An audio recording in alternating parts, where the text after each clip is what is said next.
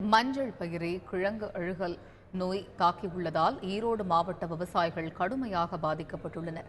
கோபிச்செட்டிப்பாளையம் பகுதியில் மஞ்சள், கரும்பு, வாழை போன்ற பயிர்கள் பெருமளவில் சாகுபடி செய்யப்பட்டுள்ளன.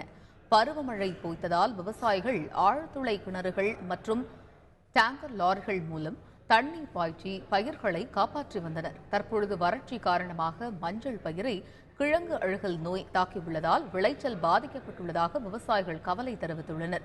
இதனால் கூலி கூட கொடுக்க முடியாத நிலைக்கு தள்ளப்பட்டுள்ளதாக அவர்கள் வேதனை தெரிவித்துள்ளனர். அரசு தங்களுக்கு உரிய இழப்பீடு வழங்க வேண்டும் என்றும் விவசாயிகள் கோரிக்கை விடுத்துள்ளனர்.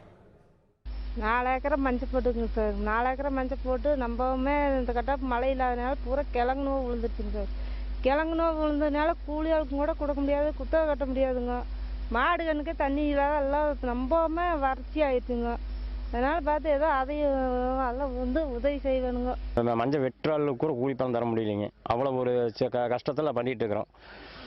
நீ இறக்கி இப்படியே போயிட்டு வந்தால் என்ன விவசாயமே நின்று போயிட மாட்டேங்குதுங்க. அந்த அளவுக்கு ஒரு பயமாக இருக்குதுங்க எங்களுக்கு. வேறு வேலை வெட்டியும் தெரியாதுங்க அது எங்களுக்கு.